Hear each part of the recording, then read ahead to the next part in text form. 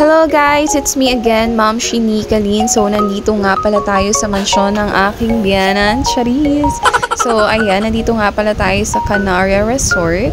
Ayan, at ang Ma'am Shin nyo nagagandahan-gandahan na naman ng peg.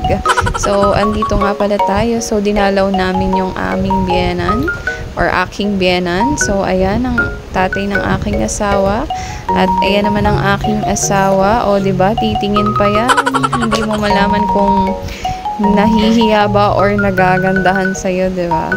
So, ayun ang aking anak. So, dito nga pala kami sa resort na to. So, napaka-cute ng resort na to, guys. Very simple.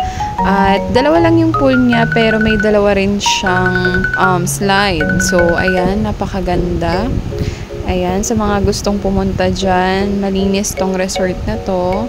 Maganda yung mga views. So, ayan.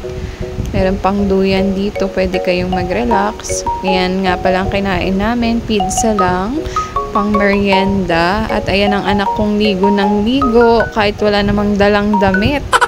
Sa mga nagtatanong, dito lang yan sa may Canaria, Cavite. General Trias, Cavite. So, kapag daytime, 8 a.m. to 4 p.m., ang bayad sa adult is 130 and the kids is 110. At kapag overnight naman, 8 p.m. to 4 a.m. ang adult ay 150 at ang kids naman is 120. So, ayan, enjoy na enjoy ang mga bata dahil solo lang nila ang pool. Inabot na rin nga kami dito ng paggabi na dahil ayan nga yung anak ko enjoy na enjoy sa pagligo. At ito nga pala yung pinakamalaking pool nila, guys. Ayan, hindi naman siya ganun kalalim kaya medyo safe din para sa mga hindi marunong lumangoy dyan.